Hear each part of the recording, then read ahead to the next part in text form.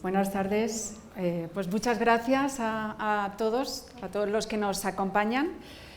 Gracias en primer lugar a la Universidad de Externado por enviarme la invitación y poder participar estos días y aprender también de sus estudiantes y además permitirme conocer un país que solo quiero dejar claro que me está pareciendo maravilloso.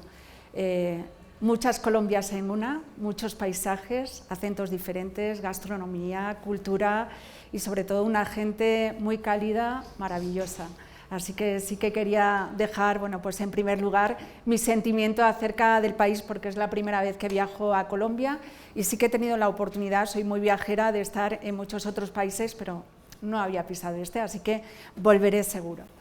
Y bueno, hablaba de muchas Colombias, aunque como ven el tema objeto, ¿no?, que nos trae aquí no va a tener como mucho que ver con algunas Colombias que he visto. También señalarles que en España, pues ya saben, nuestro acento a veces les puede parecer seco. Dentro de Europa somos cálidos, pero ustedes lo son muchísimo más, ¿no? Entonces a veces nosotros decimos, uy, nos han dicho tantas cosas bonitas, ¿no? Princesa, reina, y una dice solamente gracias. Y es como, dirán que soy muy ruda, ¿no? Pero bueno, ya saben, utilizamos de manera diferente, pero sí les aseguro que España también es un país muy cálido. Evidentemente yo quiero agradecer en primer lugar también a quienes han hecho que yo esté aquí, en este caso a Angie, Catherine González y a Sandra Liliana Osés, así como a los decanos, a Victoria González, decana de la Facultad de Comunicación Social, y a Gonzalo Ordóñez, decano de la Facultad de Finanzas, ¿no?, que han hecho posible esta visita a la universidad. También, bueno, pues como señalaba al principio, ¿no?, sin ustedes esto no tendría ningún sentido, así que muchas gracias al público que nos acompaña. Y como decía, Angie ha señalado, podéis mirar, aparezco en la Wikipedia, si buscáis a través de Scholar Google, sí que empecé a trabajar desde muy joven, realmente mi formación es como periodista, trabajé en Televisión Española durante un tiempo importante, de redactora, presentadora, pero siempre me había llamado la atención como periodista la posible influencia que tenía mi seguimiento como reportera en ese momento de la campaña electoral y la influencia que podía tener la decisión de voto, ¿no?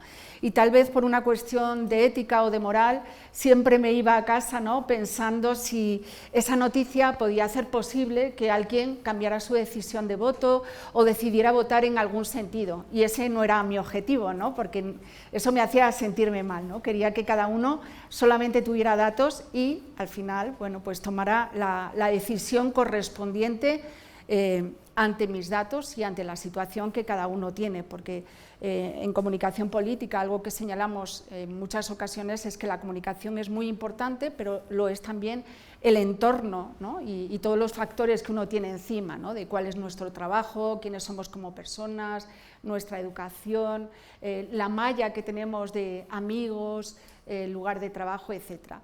Y sí que ese temor a que mis noticias pudieran provocar que la gente votara en un determinado sentido hizo que volviera a la universidad para hacer el doctorado. Y realmente desde el año 96, que terminé la tesis doctoral, también tomé la decisión de trabajar como docente, trabajar en la universidad e investigar sobre comunicación política. Y también casi de manera casual, tengo la suerte de liderar un equipo de investigación que me ha costado años conformar y mucho trabajo, ¿no? Ahora empezamos siendo un equipo de 4 personas y ahora tengo más de 30 personas en un equipo, gente internacional investigando acerca de muchos temas, pero al principio hubo cierta suerte y es que en un momento determinado decidimos examinar y comparar sobre todo algo que nadie había hecho, ¿no? En España se emiten programas informativos donde todos los días nos cuentan las noticias y cuando estamos en campaña electoral pues nos informan acerca de la campaña electoral de cada líder, y de cada partido político, pero al mismo tiempo que se emiten esos programas, que en España durante la campaña electoral, que es muy cortita, es de 2 semanas, están siendo vigilados por la Junta Electoral Central, por tanto, todas las cadenas de televisión tratan de ser neutrales, porque si no pueden recibir una sanción. Hay otra serie de programas que se emiten en España que suponen pues, que el político acuda a un programa, por ejemplo, un magazine, ¿no? a un programa que hace todo tipo de entrevistas, y a veces veíamos a nuestros políticos que se fundían con el actor de la serie que estaba en ese momento en boga, o en otro momento determinado con alguien del mundo del corazón, alguien que se iba a casar. Entonces, dijimos, bueno, este tipo de programas no están siendo vigilados, cuando realmente en campaña electoral están invitando a políticos y además están consiguiendo cuotas de audiencia muy importante. Y a eso le llamamos en un primer momento, ¿no?, la espectacularización de la información política, e hizo que mi grupo de investigación arrancara de manera muy fuerte, ¿no?, con ese análisis comparado que venía a decir, vale, la Junta Electoral Central en España está supervisando este tipo de programas, todos muestran cierta neutralidad, pero sin embargo hay otra serie de programas que se consideran de entretenimiento, aunque llevan realmente a políticos a sus programas, y que sí que tienen un sesgo, ¿no? A veces por los comentarios del propio presentador, por los ataques que se están haciendo a otros líderes políticos. Y de ahí nace, bueno, pues esa tendencia de analizar por la parte del proyecto o de los proyectos, ¿no?, que he tenido la suerte de dirigir hasta la fecha, de examinar programas de espectacularización o ver también, que es lo que vamos también a ver en estos días, tanto en la especialización como en la maestría, cómo esa espectacularización política también se está vertiendo, ¿no?, en las redes sociales. Pero bueno, me puse un reto mayor para esta conferencia y quería hacer algo diferente a lo que van a ver los alumnos de maestría y de especialización, y era hablar de algo que para mí también es bastante nuevo, ¿no? Estoy trabajando en ello, pero ya digo, es nuevo, y es hablar de ciberpolíticas, hablar de inteligencia artificial y de los retos, de los desafíos y de las oportunidades que nos ofrece. Y ya si nos vamos a situar en esa conferencia, probablemente la voy a hacer sentada, y en algún momento me podré levantar, pero la hago fundamentalmente sentada porque sí que hay datos que están muy actualizados, en algunos casos que corresponden a lo que he podido obtener también de su país, de Colombia, y que no controlo si no veo el ordenador. Y bueno, pues los científicos preferentemente, ¿no?, o normalmente queremos ser rigurosos incluso en una conferencia. Bueno, pues vamos allá. Comenzamos ya. Así que, bueno, pues lo primero que hago es presentarles a Michihito Masuda. Este es un robot que fue aspirante en 2018 a la alcaldía de un distrito de Tokio, Japón. Concretamente ese distrito se llama Tama, que es una ciudad con 15.000 habitantes. Y este robot, con rasgos femeninos, con cuerpo plateado, prometía cambiar el distrito y ofrecer oportunidades justas y equilibradas para todos, ¿no?, que es algo que hace también un líder populista. Ese robot representaba una nueva forma de gestionar realmente la política y, por tanto, también de comunicar la política de una manera muy diferente. Y este robot, de alguna forma, ¿no?, refleja lo que en esta conferencia voy a tratar de indicar o de narrar, ¿no?, que es cómo funciona esa comunicación política o cómo va a funcionar en el futuro. Yo creo que ya está en el presente. Vamos a hablar de inteligencia artificial, vamos a hablar de cámara seco, vamos a hablar de bots, de burbujas y de los desafíos y oportunidades que se presentan. Y bueno, ahí tenemos 4 apartados que nos vienen a indicar qué podemos conseguir nosotros con la inteligencia artificial, ¿no? Realmente, aunque pueda parecer el argumento de una película, ¿no?, de ciencia ficción, el uso de la inteligencia artificial es ya una realidad, no ahora, sino que ya viene siendo utilizada fundamentalmente en Estados Unidos. Por ejemplo, Barack Obama en 2012 utilizó ya inteligencia artificial para tratar de conocer mucho mejor a su electorado, ¿no? Obtener muchísimos datos según, y ir viendo también cuál era la recepción de esa población según iban escuchando sus discursos. La inteligencia artificial, como ahí se señala, es una ciencia que nos permite extraer información relevante de grandes cantidades al mismo tiempo de datos, lo que posibilita que los políticos de alguna manera puedan tomar decisiones a veces bastante mejores porque están basadas en evidencias y no en intuiciones, ¿no?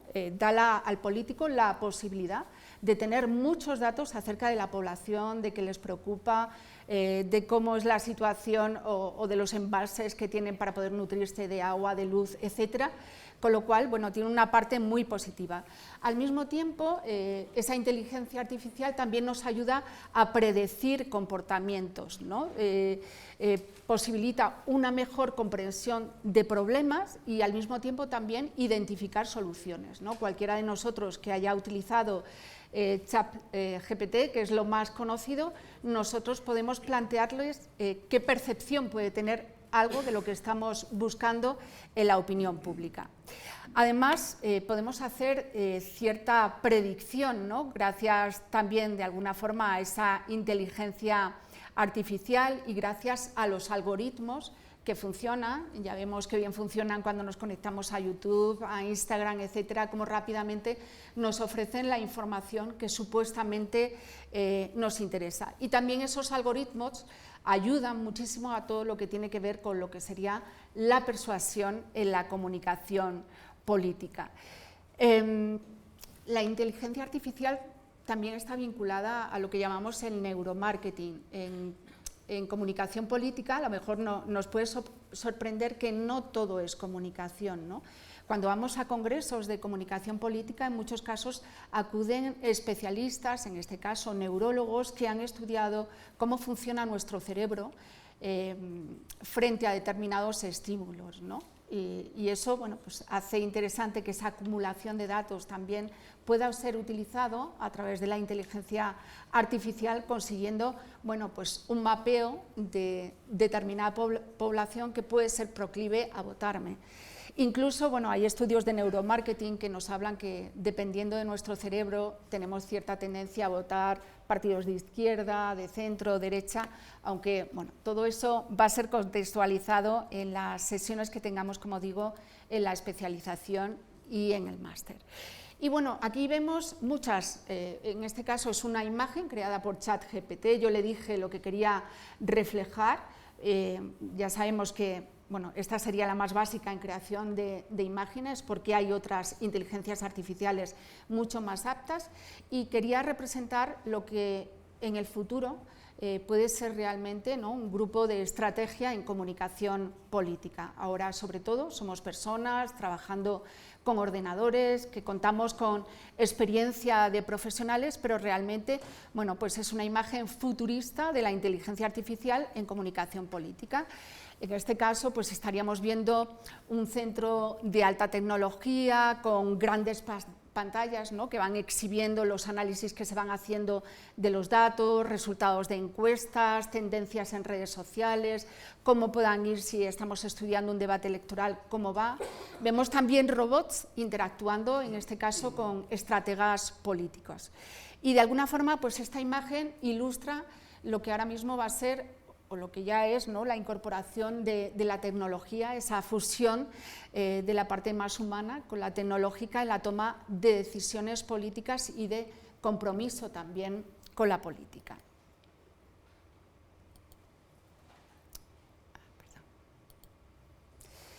Y algo que, bueno, yo creo que sucede en la mayoría de los países en los que hay una penetración alta de redes sociales, es que las redes sociales están desbancando a los medios de comunicación tradicionales a la hora de buscar información.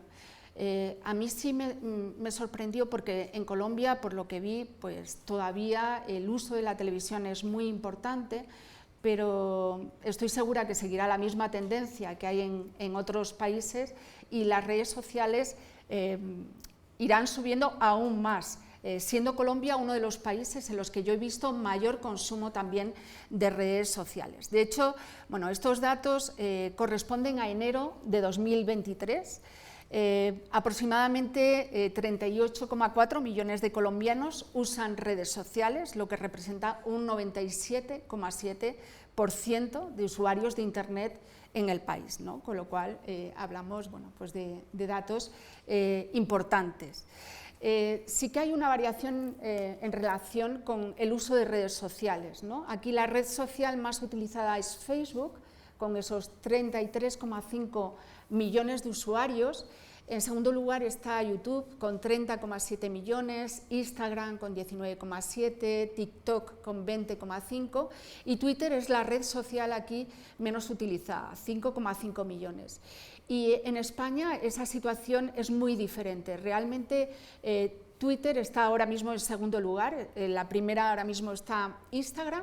Facebook se ha quedado como para generaciones muy antiguas, la gente joven está sobre todo en Instagram y está en TikTok, pero Twitter tiene muy buena reputación, entonces ocupa normalmente el segundo lugar como red social y es el lugar donde sí que acuden políticos y periodistas, como hemos visto, ¿no? O Donald Trump o Bolsonaro, cada uno con sus intenciones, a veces para comunicar. Ahora tenemos un ministro en España, que es el ministro de Transportes, que utiliza esa dinámica de comunicar con la población prácticamente a golpe de lo que sería Twitter. Bueno, ahora la red social se llama X. Y, por tanto, bueno, pues como vemos, ese uso de las plataformas sociales es muy importante y también busqué el dato de qué porcentaje, porque las redes sociales las utilizamos en muchos sentidos, y encontré que el 51% de los colombianos se informan también a través de ellos. En términos de tiempo, eso significa 33 horas y 46 minutos diarios dedicados a redes sociales. No significa que sea solo información, sino WhatsApp y otras muchas, ¿no? Conectarme a mi Facebook, Instagram, etcétera. Por tanto, sí que es uno de los países que en este momento presenta también un mayor consumo de contenido a nivel mundial. Estos son los datos que me han hecho, como decía, sentarme.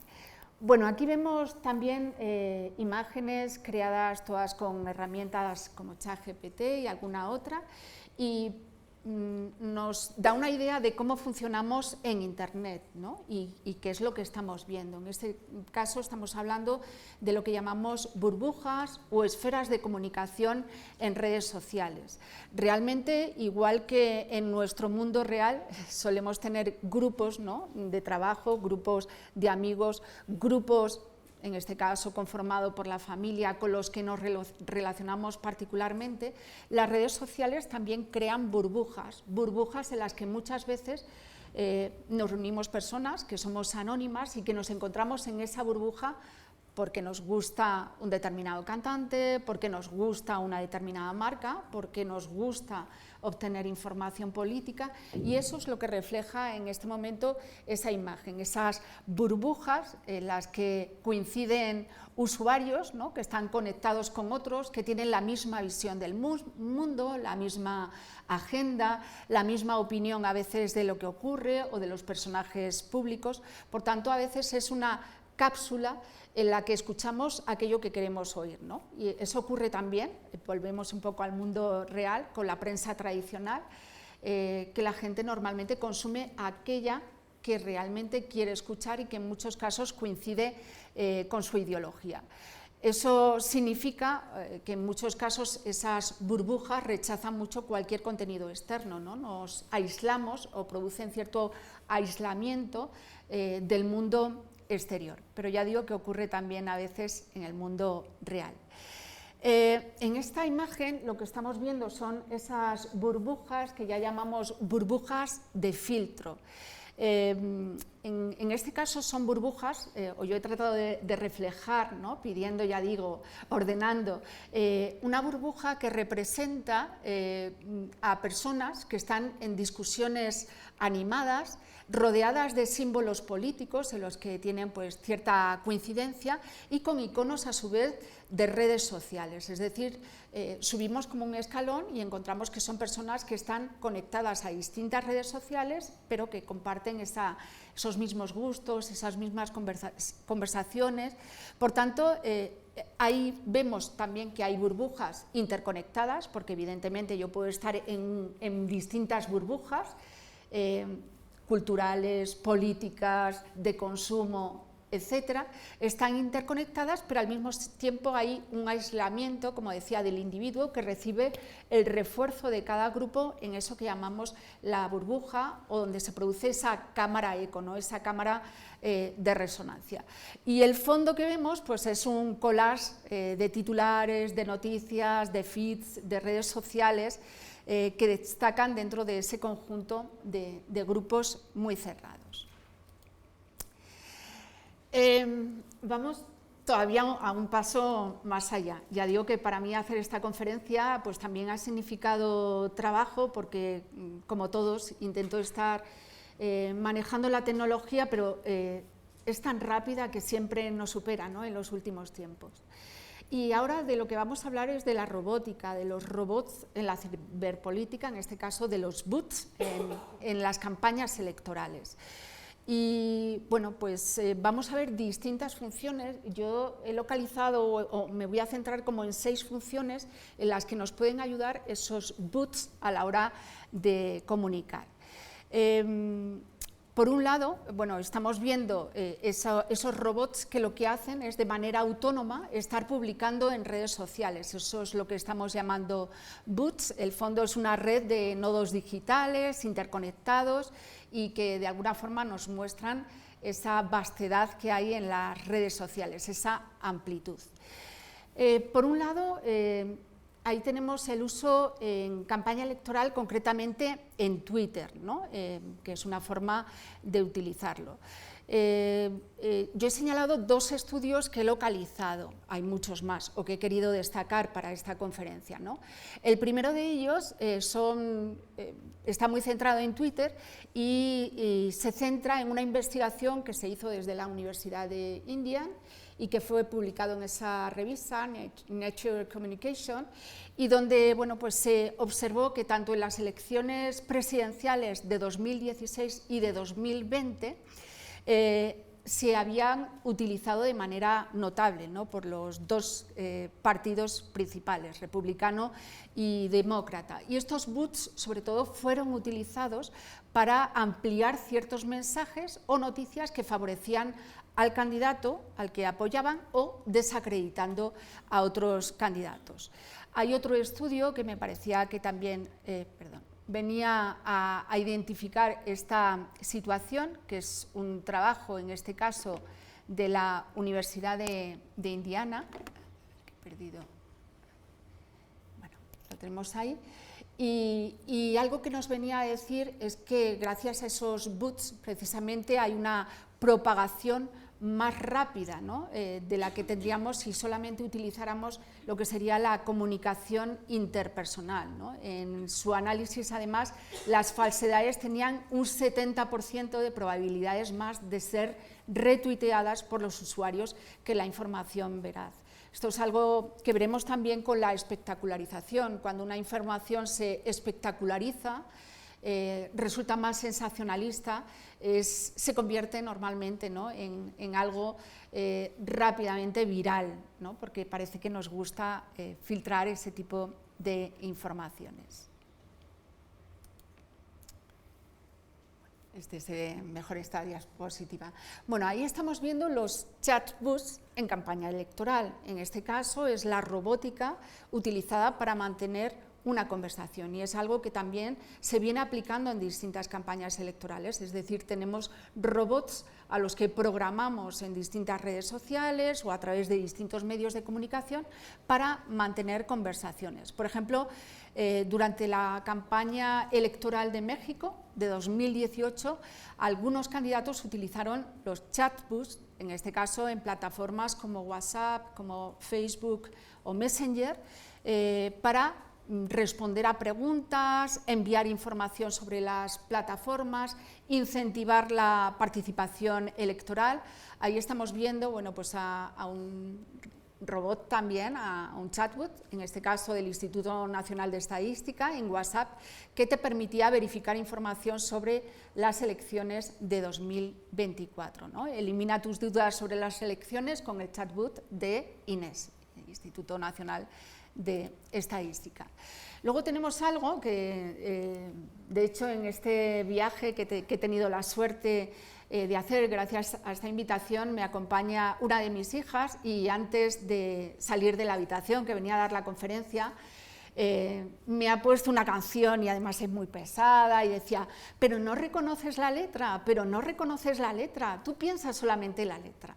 Entonces no era capaz de reconocerla, y entonces era una versión de La Bichota hecha por alguien, ¿no? En música tradicional colombiana, porque claro, repetía que hubiera sido si no te hubiera conocido, y etcétera, o si yo te hubiera conocido, pero yo no caía. Y dice, mamá, pero si es un deepfake, hay de muchas canciones. Bueno, pues en este caso el uso de robots en campañas electorales, los deepfakes, que cada vez se utilizan más, ¿no? Tecnología de inteligencia artificial, que en este caso permite crear vídeos, crear locuciones, ¿no? Hiperrealista de cualquier tipo de personaje, incluyendo los políticos, mostrando acciones que nunca han hecho o diciendo cosas que nunca han dicho, ¿no?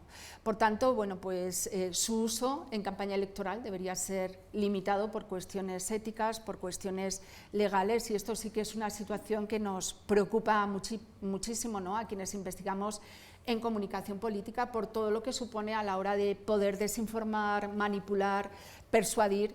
Y de nuevo, tenemos ejemplos, ¿no? Tuvimos ahí un deepfake que se hizo viral, en este caso de Biden, de alguna forma, ¿no? Poniendo en duda incluso que él mismo fuera a presentarse a las elecciones, desanimando a la gente en las elecciones fundamentales, que son el día 4, antes de que decidiera no presentarse. Y bueno, todo se consiguió a través de un deepfake. O tuvimos una también importante, que fue de Taylor Swift, que aparecía, bueno, pues supuestamente en este caso en la pasarela roja de unos grandes premios, señalando o apoyando a Donald Trump, diciendo que realmente Donald Trump era el ganador de las anteriores elecciones, ¿no? Entonces, bueno, hemos visto acciones de este tipo que son, como decía, muy peligrosas. Otra de las funciones que podemos ver en los bots es la automatización de los mensajes y de las llamadas telefónicas, ¿no? Yo creo que en todos los países tenemos continuamente locuciones. Yo, de hecho, cuando llegué a Colombia me instalé la tarjeta Claro y digo, pero ¿cómo puede ser, no? Que vengo de España horrorizada, que ya decides no coger el teléfono, y aquí no me dejan de llegar todo tipo de mensajes, como usted debe 40.000 pesos, o le ha tocado esto, o estamos haciéndole esta oferta. Bueno, pues todo eso también a través de los bots, en este caso, se puede automatizar. En muchas campañas, sobre todo presidenciales en Estados Unidos, pues se utilizan ya sistemas automatizados para enviar mensajes, mensajería a través de teléfono, mensajes de texto, algunos que, bueno, son informativos, informan sobre que el candidato tal es esta persona, sobre qué tal fecha son las elecciones, animándoles a votar, pero bueno, de nuevo, ¿no? Siempre vamos a plantear ese perfil, esa línea divisoria a veces, bueno, complicada entre lo que es ético y lo que no lo es. Y en este caso, bueno, pues ya diremos luego, pero cuál debería ser nuestra acción. Y ahí tenemos también, bueno, pues el uso de la propagación pura y dura de noticias falsas a través de plataformas.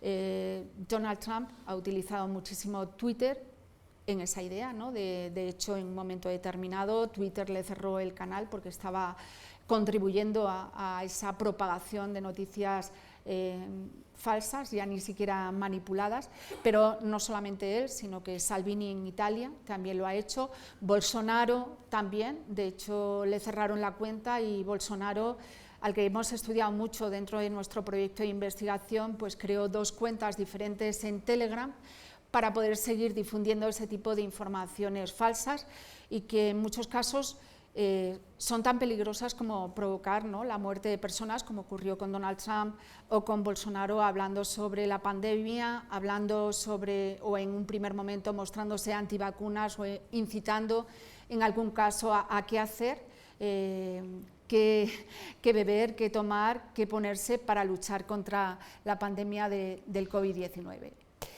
Y bueno, a partir de lo señalado, pues entramos en cómo llamar a todo esto, ¿no? Por un lado tenemos como una imagen muy general a todo este uso de herramientas digitales en la organización de la comunicación y de la acción colectiva, por lo menos en España lo llamamos tecnopolítica, y tal vez acudimos más a hablar de ciberpolítica cuando estamos muy concretamente hablando de campaña electoral. Yo ahí tengo, bueno, varias definiciones.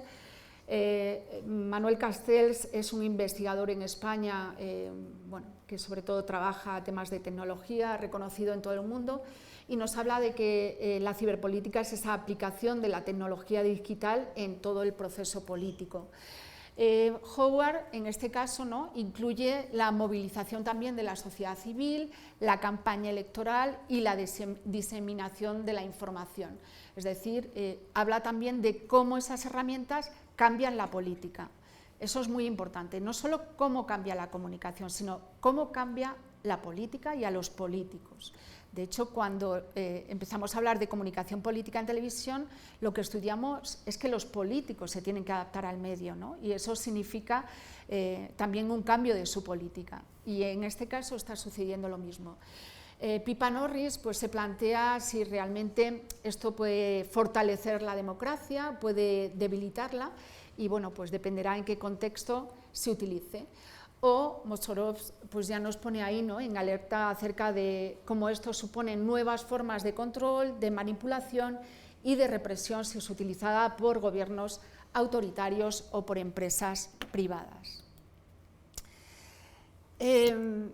Más cuestiones. En este caso, la ciberpolítica de alguna forma nos lleva a una doble reflexión, ¿no?, y a un doble camino. Por un lado, podemos decir que en la ciberpolítica estamos hablando de logística comunicativa, ¿no? Estamos hablando de cómo analizar datos, reconfigurar nuestras acciones, interaccionar con nuestro electorado. Hablamos solamente de comunicación en la lógica más pura comunicativa, en la que veníamos manteniendo, ¿no?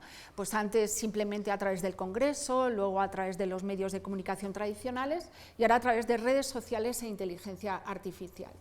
Pero también hablamos de otro tipo de ciberpolítica u otra orientación que tiene más que ver con la escenificación digital, ¿no? Es decir, cómo la política se pone a servir de alguna forma al espectáculo, a la persuasión masiva, que como antes decíamos se consigue sobre todo a través del infoentretenimiento, a través del uso de la sentimentalización, el uso de las emociones. Todo ello con el afán de conseguir, bueno, pues una mayor viralidad, ¿no? Los memes, las redes sociales incendiarias, la posverdad, etc. Y traemos distintos ejemplos de ello, ¿no?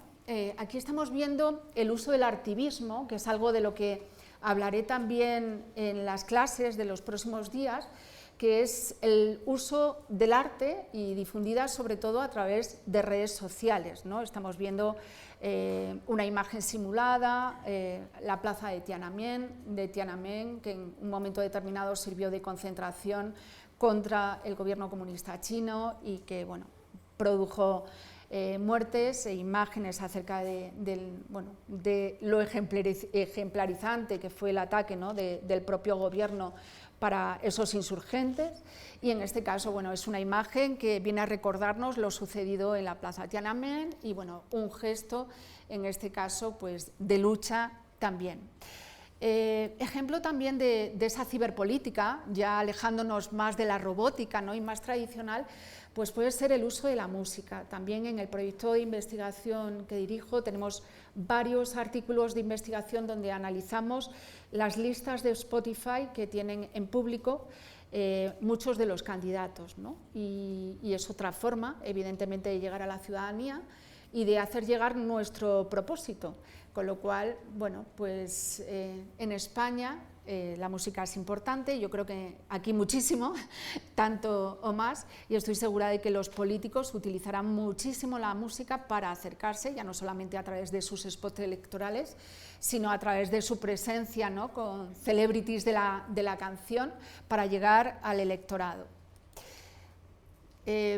En nuestro caso, bueno, pues tenemos incluso algunos candidatos que utilizan ellos mismos la música, se convierten en cantantes. He visto, pues, muchos ejemplos también en Centroamérica, pero bueno, pues aquí podemos ver a uno de los candidatos que tuvo España, pues cantando un rap.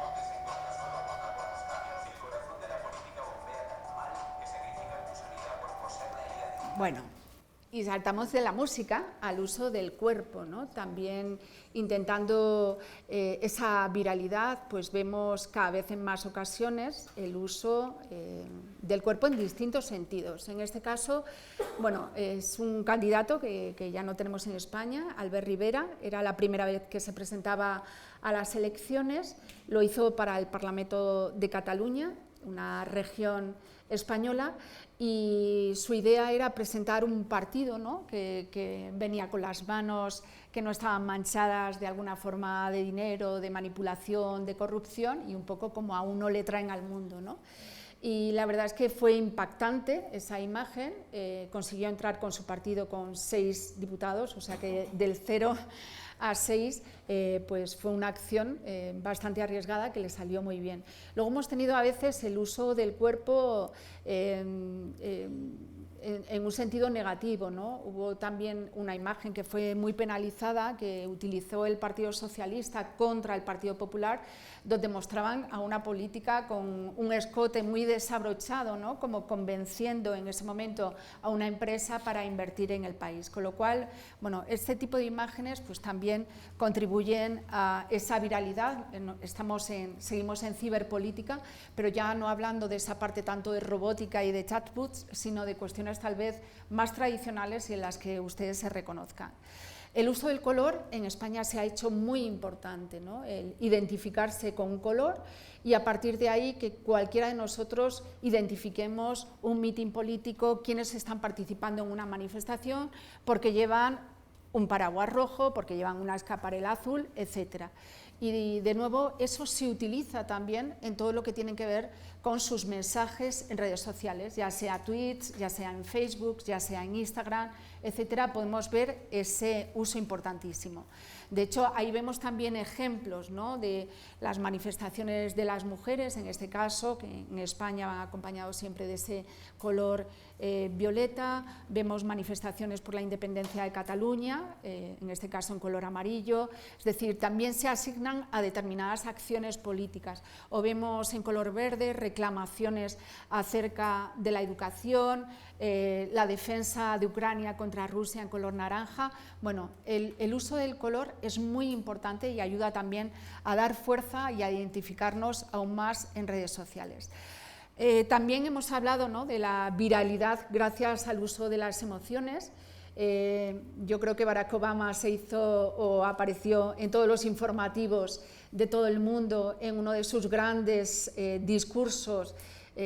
Había fallecido pues, muy recientemente su abuela, que falleció en plena campaña electoral. De hecho, él se desplazó de manera rapidísima a Hawái, que era donde vivía y era quien la había criado, y en su primer mitin pues, lloró y sus imágenes fueron virales. También fueron virales las lágrimas de Hillary Clinton en un momento determinado de la campaña, donde la acusaban de que era una persona muy fría y poco empática, y entonces dijo: siento mucho lo que me están diciendo, lloró, y eso hizo que ganara en el siguiente estado en el que había elecciones. En este caso, bueno, pues estamos viendo al candidato Sánchez Castejón, presidente actual de España, Pedro Sánchez, ¿no?, muy emocionado, y como eso se vierte en las redes sociales. Se aprovechan especialmente esos momentos de emoción, porque bueno, pues a todos nos gusta ver el corazón de los políticos y eso nos acerca a ellos, con lo cual, bueno, pues resulta importante. Otra de las cuestiones que se dan en ciberpolítica es todo el uso que tiene que ver con los memes, ¿no?, con la viralidad a través de mensajes que suelen ser divertidos. En este caso, bueno, muchos memes que se reflejaron en un momento determinado en España vinculan a una figura que es un cantante español muy conocido, Julio Iglesias, que tenía una frase como que era eso de "y lo sabes", y se aplicó a muchísimas situaciones. Lo utilizó sobre todo el Partido Socialista para, de alguna forma, atacar al contendiente. Entonces todos recibíamos mensajes virales sobre datos que en España no iban bien, o en algunos casos que estaban falseados, y siempre era a Mariano Rajoy, que era entonces el presidente: Mariano, esta es tu herencia y lo sabes, ¿no? Y bueno, pues al principio eso hacía mucha gracia. Ahí estamos viendo, bueno, pues memes de otros tipos, ¿no? La mayoría, como ven, son de Twitter, porque ya digo, en España es muy habitual seguir actividades políticas y hacerlo a veces a través de la televisión y de manera, al mismo tiempo, ¿no?, hacerlo coincidir con el uso de Twitter. En este caso, que es una estrategia política que no le salió bien al candidato, en España normalmente las elecciones o los debates electorales que se celebran en elecciones suelen, o hasta hace poco, se celebraban entre los dos candidatos que tenían más opciones para la presidencia, normalmente Partido Popular y Partido Socialista, pero hace ya unos años, desde 2014, se rompió esa hegemonía y ahora tenemos realmente partidos, muchos más partidos, que tienen opciones a gobernar el país. El Partido Popular, que gobernaba y que representa a Mariano Rajoy, que está ahí escondido, optó por una estrategia, ¿no? Y le invitaron a un debate con otros candidatos y él dijo: no voy a ese debate porque realmente yo soy muy importante y no tengo que debatir con otros, solamente tengo que debatir con el otro gran candidato, que es Pedro Sánchez. Entonces su atril quedó vacío. A partir de ahí, bueno, pues se generaron todos los memes que, bueno, aquí es simplemente una pequeñísima representación de dónde está Mariano, pues si escondido en el atril, o si era como Bob Esponja, o si se ha acabado el debate, o qué pasa, qué hace, etcétera. Entonces, bueno, pues eso es muy habitual, ¿no? Y supongo que aquí también. Y aquí vemos a esos 4 candidatos que estábamos viendo también en la imagen anterior, como si fueran, en este caso, quienes participan. En España tenemos un programa que es Gran Hermano, no sé si existe en Colombia, donde existió. Bueno, allí, de hecho, este año vuelve a ponerse en marcha, siempre ha contado con audiencias muy importantes y ese es el momento de la expulsión, con lo cual, bueno, pues lo que hicieron fue colocar las caras de Mariano Rajoy, Pedro Sánchez, Pablo Iglesias y Albert Rivera, 4 candidatos principales, ¿no?, como en el seguimiento de las elecciones en esa noche electoral. Por tanto, bueno, la viralidad también surge, o esos memes, ¿no?, que tienen que ver con la espectacularización de la política. Y vamos llegando al fin de la conferencia, ¿no? ¿Qué ventajas e inconvenientes tiene la ciberpolítica? Bueno, pues por un lado tiene ventajas que son evidentes, ¿no?, que son el alcance de la comunicación política, la posibilidad de llegar a una ciudadanía más amplia. De hecho, ocurre algo parecido a cuando hablamos de la espectacularización de la política, ¿no? ¿Es malo realmente que un político vaya a un programa de entretenimiento donde se entrevista a cantantes? Pues en principio podríamos decir sí, porque la gente va a frivolizar, no lo va a ver como alguien serio, pero resulta que hay mucha gente que considera que así el político es más próximo o cercano. Por tanto, sí que la ciberpolítica nos da la posibilidad de llegar a más gente, ¿no? De llegar de manera directa y sin intermediarios. Eso es muy interesante para los políticos y a veces muy peligroso para nosotros, ¿no? Hemos puesto casos como Bolsonaro, Salvini, Donald Trump o el ministro actual de Transportes en España, ¿no? Que utiliza sus redes sociales y donde los medios de comunicación a veces tienen que estar chequeando para ver si todo lo que dice es cierto o no. Hay otra ventaja importante, ¿no? Que es la eficiencia, ¿no? Que es la posibilidad de utilizar también mensajes desde distintas instituciones, no solo partidos, instituciones, para recordar al votante situaciones. Yo, las veces que viajé a Estados Unidos, al principio me sorprendía muchísimo que utilizaban mucho, ¿no? El phone banking, ¿no? El hacer llamadas desde los partidos políticos a los ciudadanos. Y entonces le preguntaban, ¿sabe usted que estamos en elecciones? ¿Sabe usted quién es Barack Obama? Y yo decía, ¿pero por qué hacen esto, no? Y me dijeron, no, aquí tenemos continuamente elecciones. Entonces se hacen muchas llamadas para recordarle al elector quién se presenta, quién es nuestro candidato, si quiere tener más información, cuál es el día de los comicios, porque desde fuera a veces percibimos que allí solamente como que lo importante son las presidenciales, pero no, es que muchas veces tienen al gobernador, tienen al alcalde, en muchos casos ya tienen cierta interactividad y deciden si quieren que un parque sea para tal uso o para tal otro, así que casi continuamente están en elecciones, con lo cual, bueno, pues hay una posibilidad de eficiencia también, y ya digo, por parte institucional.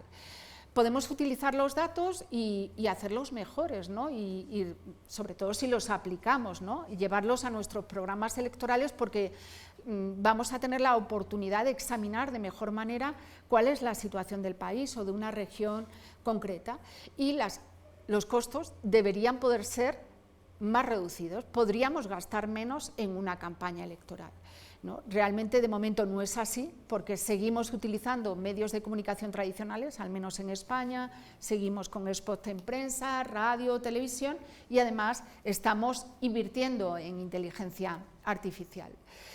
Y ahí estamos viendo los inconvenientes, que evidentemente son muchos y muy importantes. Estamos viendo en primer lugar la desinformación, esa propagación de noticias falsas a través de sistemas automatizados que afectan evidentemente a la opinión pública. Además, y ya lo vemos, ¿no? Que todos damos en nuestro móvil con mucha ligereza a aceptar todas las cookies por no ponernos a leer, a no seleccionar nada. Bueno, pues nuestros datos muchas veces dejan de ser realmente privados. La posibilidad de manipulación que hemos visto antes, ¿no? A través de deepfakes, ¿no? Donde de pronto aparece un político y es su voz y es su imagen y está diciendo algo que nunca, como decíamos, ha dicho o ha hecho, ¿no? Al mismo tiempo también esos algoritmos están provocando una polarización muy importante en la sociedad, ¿no? Porque como hemos visto antes, a través de esas burbujas, de esas cámaras eco, ¿no? Muchas veces solamente ya nos estamos relacionando con gente que coincide con nosotros y que nos está retroalimentando y que está provocando a veces, ¿no? A que nos enfrentemos de manera importante a otros sin escuchar muchas veces lo que sería su discurso. Y también estamos hablando de espectacularización, ¿no? Como a veces un inconveniente importante, ¿no? Porque de alguna forma los algoritmos lo que hacen es tratar de reflejar y de viralizar aquello que ya está recibiendo más me gustas, más comentarios, más compartidos, y precisamente, como decíamos antes, a veces lo que nos llega no es la información que estaba dando Pedro Sánchez, es la lágrima que estaba dando, ¿no? O lo que era importante en un momento determinado en una sesión del Congreso, sino lo anecdótico que hizo alguien en un momento determinado o el insulto que se reflejó en un momento determinado en todos los medios de comunicación. Por tanto, los mensajes tienden a simplificarse, pues, para que sean compartidos y entendidos en muy poquitos segundos. Y vamos a volver al principio de la presentación, porque teníamos ahí ese robot ¿no?, que antes presentábamos con rasgos femeninos, metalizado, y que se había presentado en una provincia de Japón. Entonces nos toca saber qué ocurrió con Michihito Masuda. Se presentaba a las elecciones de Tama en Tokio. Y bueno, ahí estamos viendo, ¿no?, cómo ese domingo, 15 de abril, se celebraron esas elecciones en Japón en 2018, y tras esas elecciones consiguió quedar en tercera posición, con 4.013 votos por detrás, bueno, de los otros dos candidatos, que en este caso son tan impronunciables como el nombre de nuestra robot. Realmente era una población pequeña, creo que el ganador de esas elecciones debía andar en unos 16.000 votos, y el tercer candidato, en este caso, este robot, estaba próximo al segundo que se presentaba. Por tanto, bueno, ahí lo que vemos es que más de 4.000 personas, en este caso, ya digo, no es una población muy amplia donde se celebraron las elecciones, le apoyaron y confiaron en sus promesas electorales. Las tres promesas más importantes era esa de oportunidades justas y equilibradas para todos, que decíamos, ¿no?, tiene que ver mucho con el populismo, el que como robot podía analizar las peticiones de los realmente electores, ¿no?, y decidir cuáles eran los aspectos positivos y negativos que podían suponer su puesta en marcha, y que era capaz de encontrar la mejor solución cuando surgían conflictos de interés, ¿no? Era capaz de asimilar los deseos que tenían los ciudadanos y actuar en consecuencia. De hecho, repito, ¿no?, quienes utilizamos ChatGPT, ¿no?, que cada vez lo utilizamos más, nos damos cuenta de que nos ofrece muchas soluciones que a veces a nosotros no se nos han ocurrido, ¿no? Y bueno, pues esto nos lleva a replantearnos también la política y la comunicación política. De hecho, como decíamos en algún momento, ¿no?, ¿qué balance hacemos o qué balance podemos hacer?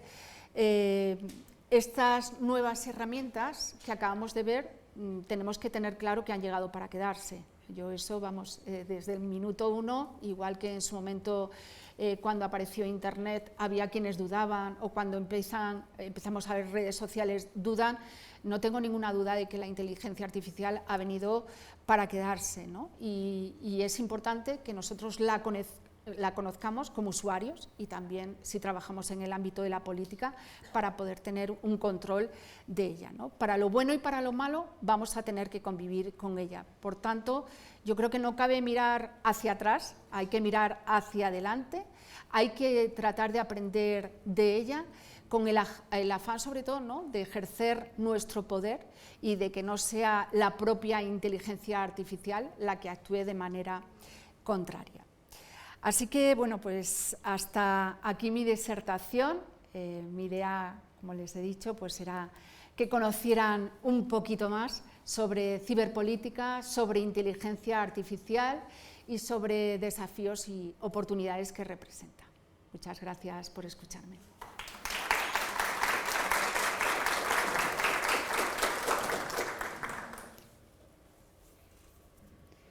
Y ahora no sé si tienen alguna pregunta que pueda responder. Sí. No sé si me escuchan. Yo sí te escucho, no sé si el resto del público.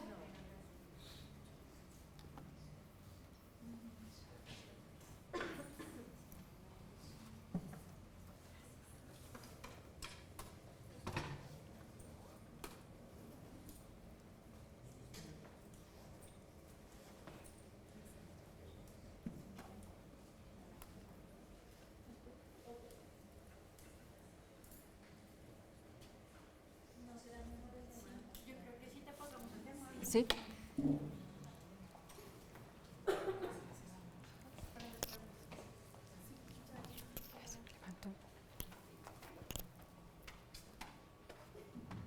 Ahora casi que...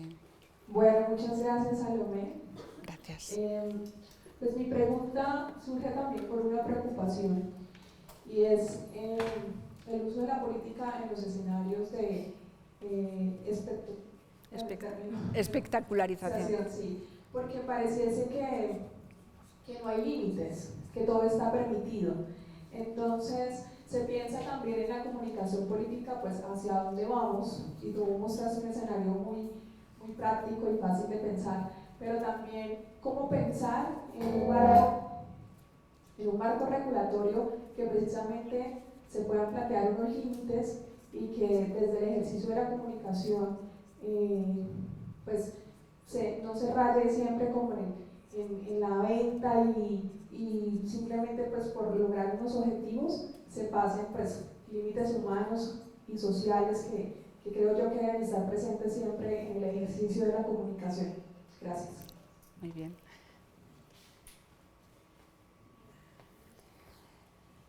Pues a ver, yo creo que en el caso español todo lo que tiene que ver con espectacularización política en televisión es un asunto perdido. Es decir, los políticos españoles se han dado cuenta de que es muy rentable electoralmente acudir a distintos espacios televisivos.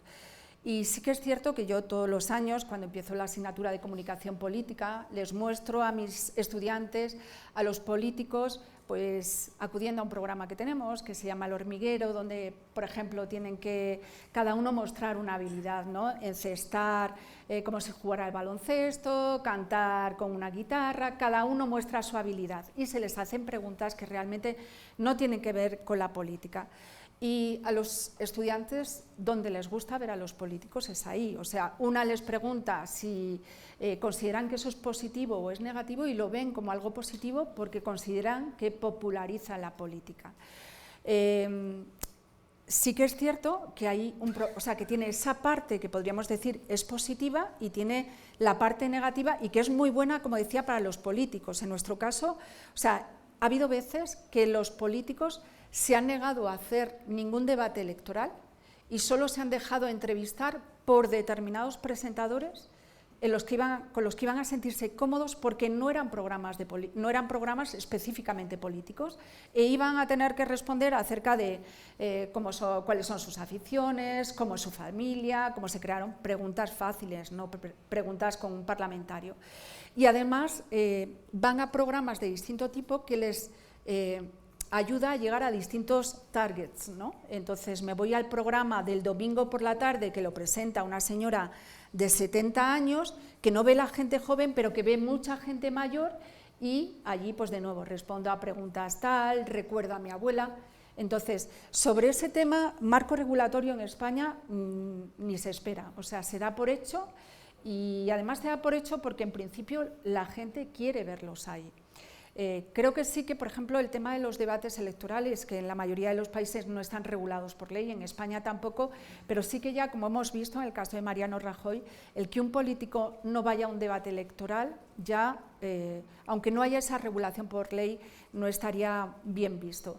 En Estados Unidos, todo depende del dinero, es decir, los políticos pueden comprar toda la publicidad que quieran, siempre que sean, pueden comprar, incluso Ross Perot compró un canal propio para estar continuamente emitiendo, con lo cual cero regulación. Y yo creo que en Hispanoamérica se mira mucho que se hace en España, nosotros miramos mucho que se hace en Europa y Estados Unidos, y en el ámbito de la espectacularización yo no creo que haya ninguna posibilidad regulatoria, no la veo. Sí que, sin embargo, veo, y creo que se está trabajando en ello, en el ámbito de la inteligencia artificial, porque creo que al final la espectacularización sí que nos puede llevar, que es en lo que yo empecé a investigar, fue realmente decir, esto nos lleva a ser más saludables democráticamente o a ser más frágiles democráticamente, ¿no? Pues esa idea de que en un programa, es que recuerdo perfectamente que se invitó al presidente de gobierno, entonces primero habían invitado al primer transexual embarazado del Reino Unido, se le entrevistó, luego fue el presidente del gobierno y luego llevaron a una persona que había salido de un programa tipo Gran Hermano, ¿no? Entonces era como, ¿dónde situamos la política, ¿no? ¿Qué percepción tengo? O sea, cerebralmente soy capaz de decir, este señor pertenece a la esfera social, este señor es un político que gestiona su país durante 4 años y que es quien decide sobre nosotros. Y luego tengo a alguien que no es nadie, que ha entrado simplemente en un programa, etcétera. Pero bueno, parece que los estudios que hay En Estados Unidos, con más personas, porque en España tenemos, pero en Estados Unidos hay una investigación con 200.000 personas y reflejaba que las personas que atienden a este tipo de programa tienen tanta información o más para votar que aquellos que ven solamente informativos. Es decir, tampoco son excluyentes. Y sí que creo que en el tema de la inteligencia artificial, igual que en España nos hemos puesto mucho las pilas con todo lo que son portales de transparencia en las universidades, en el gobierno, en el Congreso, todos los diputados tienen que señalar cuáles son todos sus bienes antes de que comience la legislatura. Sí que se está trabajando, pues eso, para impedir, por ejemplo, los deepfakes. O yo creo que, bueno, pues algunos canales también son capaces en un momento determinado de dar un toque regulatorio. Pero bueno, veremos. También nosotros estamos albergados por Europa y muchas veces trabajamos en común. Así que no sé si tanto el problema es la espectacularización o ya irnos a las cuestiones que estamos viendo ahora. Hola, Salomé. Bueno, primero gracias por la conferencia. En medio de todo me llamó mucho la atención lo que explicaba respecto a cómo la política se convierte en un instrumento básicamente, digamos, que tiene que ver con el cuerpo. Yo investigo sobre una aplicación de citas gays que se llama Grindr y la analizo desde la perspectiva de las psicologías mediáticas para ver cómo es que esta es una plataforma digital que básicamente moldea un montón de condiciones que tienen que ver con el comportamiento sexual de sus usuarios. Y lo que he logrado ver es que esto en últimas termina siendo un proyecto político que va mucho más allá de las izquierdas y las derechas, para centrarse en las políticas culturales y pues en general del relacionamiento, ¿no? Entonces, en medio de todo eso, he visto que también vienen unos síntomas que vienen siendo un poco, digamos, de una dichosa politización, pero que en últimas creo que terminan moldeando unas condiciones aptas para unas sociedades mucho más frágiles en general y mucho más vulnerables hacia todos estos proyectos, digamos, que tienen cabida dentro de la democracia, pero que en últimas terminan utilizando unas estrategias bastante fuertes. Entonces, yo llego a preguntarme, por ejemplo, ante proyectos como este que terminan, digamos, relacionándose mucho con el comportamiento sexual de unas personas, incluso con fines políticos, ¿qué se podría llegar a hacer? Pues, a ver, ¿qué se podría...? O sea, podemos ver muchas cosas, pero yo creo, afortunadamente que no hay una sexualización de la política.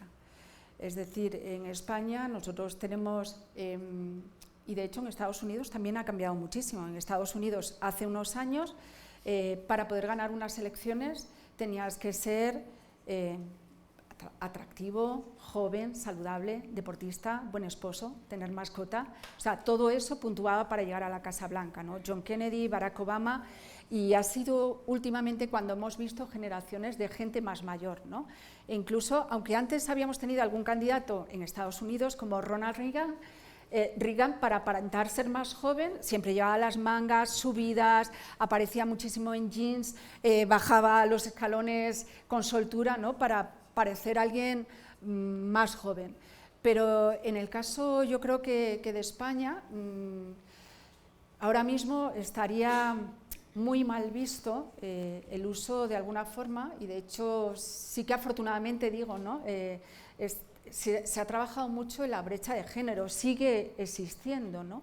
Pero cualquier comentario que se haga en una plataforma, en un medio de comunicación tradicional acerca de un político o una política, están mal vistos. Dentro de nuestras investigaciones también hemos ido viendo una evolución.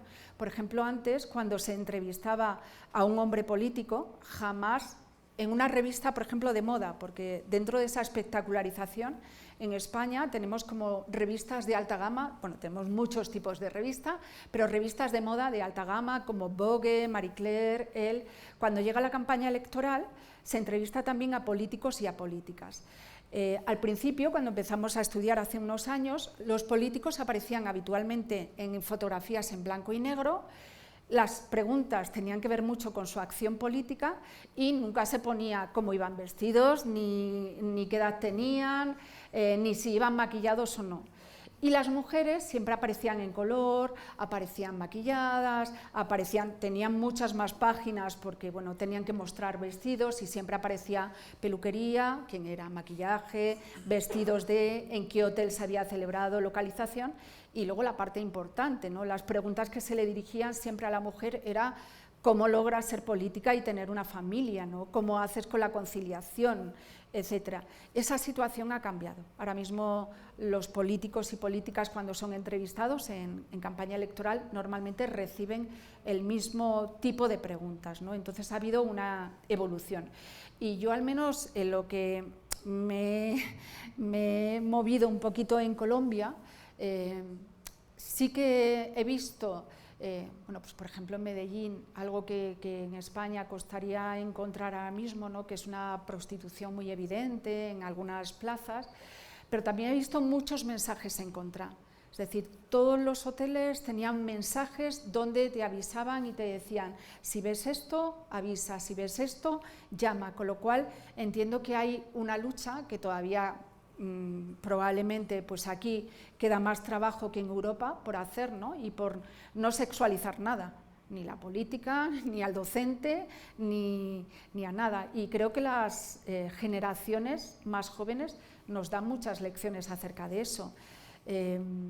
Por lo menos en Europa yo sí que observo que los jóvenes nos corrigen continuamente. Cuando yo veo a una amiga que puedo decirle, estás más delgada, y mi hija es como, ¿pero por qué hablas de su cuerpo? ¿Pero por qué le preguntas eso? Y yo, bueno, pues porque que la veo más delgada y para nosotros es como que es un piropo, ¿no? Pues no, es que estáis obsesionadas con el cuerpo. Entonces sí que creo que eso es un mensaje que está calando, afortunadamente, que se está trabajando y que es muy positivo.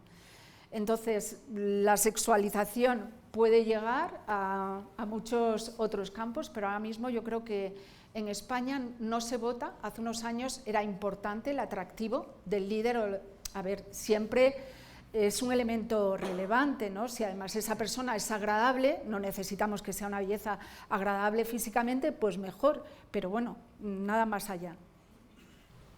¿Cuál es su opinión frente a entender la inteligencia artificial y lo que estás denominando como si de política en términos que yo denominaría posthumanos, donde las máquinas ya toman decisiones y no son simplemente un instrumento, una extensión, digamos, de nuestro cuerpo, sino que ya tienen agencia, que ya toman decisiones en términos ya de cómo sacarnos del centro nosotros y entender a la máquina, pues en este caso en contextos políticos, entender a la máquina como un igual que tiene agencia. Pues sería más por opinión frente a ese escenario. Bueno, yo creo que aquí también sucede algo que sucedió con Internet. Cuando apareció Internet, yo recuerdo ir a muchas conferencias donde a veces se hablaba solamente de lo malo de Internet. Es decir, se imaginaba un escenario apocalíptico. O sea, recuerdo haber estado en mesas redondas que me sentía como la única que afirmaba, bueno, Internet al final es el mundo, ¿no? El mismo mundo en el que nos paseamos, pero llevado en este caso a otro espacio. En el mundo que nos rodea, como decíamos antes, hay prostitución, pero hay universidad, hay robos y estafas en el mundo tradicional y lo hay en Internet. Hay muchos libros que nos esperan en Internet, mucha ciencia que nos espera en Internet. Por tanto, ante ese escenario tan apocalíptico, ¿no? que recuerdo perfectamente, ya digo porque, o sea, yo viví el nacimiento de Internet. Recuerdo al primer profesor que de pronto se metía en Internet y decía, si puedo estar en la universidad tal, si puedo ver una foto de tal profesor, ¿no? Pero esto es increíble. Bueno, pues recuerdo esa escena y recuerdo ir a esas conferencias donde había profesores que solamente adivinaban lo negativo y decían que había que prohibirlo, ¿no? Que iba a ser pues eso, todo robos, estafas, lo peor iba a estar en Internet y costaba defender. Yo en todo suelo ser bastante cauta, ¿no? Me gusta la tecnología, me parece que la tecnología nos ayuda, me parece que no se puede mirar además hacia otro lado, como he dicho antes, creo que hay que mirar hacia adelante. Y lo que me parece más importante por nuestra parte es tratar de controlar y de manejar esa tecnología, como he dicho, no tratar de informarnos. Al menos en nuestra universidad continuamente nos están haciendo llegar mensajes sobre cómo utilizar la inteligencia artificial en nuestras clases o cómo hacer un examen sin que los estudiantes utilicen la inteligencia artificial. De hecho, en algunos casos, por ejemplo, vamos a tener que volver al papel. O sea, habíamos pasado de, por ejemplo, hacer exámenes. Yo hago muchos trabajos que hacen en clase, que esos los vamos a seguir haciendo en clase, con muchas presentaciones orales, pero siempre tenía luego un pequeño examen que era un cuestionario de revisión de todo el temario. Ya no lo puedo hacer a través de ordenador, porque se pueden conectar, aunque era muy rápido. El consejo que hemos recibido pues es que volvamos al papel. Entonces ese cuestionario lo tendré que hacer en papel, porque ya era un rollo. O sea, últimamente llegabas a un examen y tenías, por supuesto, no móviles, pero luego ya eran no relojes, porque en los relojes también puede estar la información. No puedes decirle al estudiante, oye, quítate el pelo de la oreja para ver si llevas un pinganillo y te están filtrando información. Con lo cual, bueno, pues ahora de pronto en un tema así vamos a tener que recuperar algo tan tradicional como el papel. Entonces, yo creo que se trata también de ir adelantándonos, ¿no? O ya tenemos un programa que es el Turnitin, que es bueno para revisión y para ver que no hay plagio. También el concienciar al alumno de que eso es un delito. En España, pues el plagio está considerado un delito y un delito importantísimo. De hecho, ayer empezaron las clases en mi universidad y en la primera sesión se les habla muchísimo del plagio, de normas de buena convivencia, etcétera. Entonces, se trata también de educar, ¿no? Y que todos pongamos de nuestra parte. Evidentemente, para todos es muy fácil decir, bueno, pues entro en ChatGPT y le voy pidiendo. Entonces, hay cosas que van a ser muy buenas para nosotros. Pues quiero hacer un circuito por Colombia, igual que se lo pido a Google, de 7 días. A ver qué me dice ChatGPT, a ver qué me dice Google. Y a ver qué me dice también, que también lo he hecho, ¿no? Pues Lonely Planet a través de su guía, en este caso en papel. Cuanta más información, siempre mejor. Pero ya digo, yo creo que hay que intentar ser positivos y tratar de aprender para controlar realmente la máquina. Va a estar lo negativo, pero es que ya también estaba en Internet. Y no hay marcha atrás. Entonces, lo más importante es la formación. La formación, estar continuamente formándonos para ser nosotros quienes controlemos y quienes en un momento determinado también, si tenemos autoridad frente a alguien, defendamos lo que es ético y lo justo. Pero es que yo creo que eso se da continuamente también en la vida. O sea, yo cuando trabajaba como periodista me encontraba con el jefe que quería que la información saliera solamente con una parte. Entonces, yo que salía de la facultad decía, no, es una huelga, tienen que hablar los sindicatos, los usuarios, tienen que hablar... No, los sindicatos no van a hablar, los usuarios tampoco, solamente va a hablar la empresa en la noticia. Entonces yo decía, pues yo no la firmo, no firmo la información así. Entonces, ya digo, yo creo que en todos los campos hay situaciones donde se puede producir pues esa intencionalidad, esa manipulación, y somos nosotros los que tenemos que poner de nuestra parte, evidentemente, para que esa situación no nos arrastre. Yo, la única vía que veo siempre es la formación, tener la máxima información posible. Y en este caso, ya digo, para mí misma es imposible a veces estar al nivel, o sea, yo entro en inteligencias artificiales y dices, inteligencia artificial para crear imágenes, te salen tropecientas, inteligencia artificial para crear un mapa, para hacer esto, pero muchas son muy positivas, ¿no? Muchas son muy positivas, tampoco tenemos que pensar en, Google Maps, ¿no? ¿Cuánto nos ayuda ahora cuando llegamos a una ciudad? Antes era muy dificultoso, así que pensemos lo positivo. Había por aquí adelante. Bueno, pues esta pregunta es motivada sobre la primera diapositiva, donde salió el diputado robot japonés. Y en ese sentido quiero saber si ustedes conocen sobre estudios acerca del desarrollo del lenguaje natural, sea en términos de sofisticación o de idiosincrasia, y en caso de que tengan información en ese sentido, ¿qué avances o qué indicios se han encontrado en ese sentido?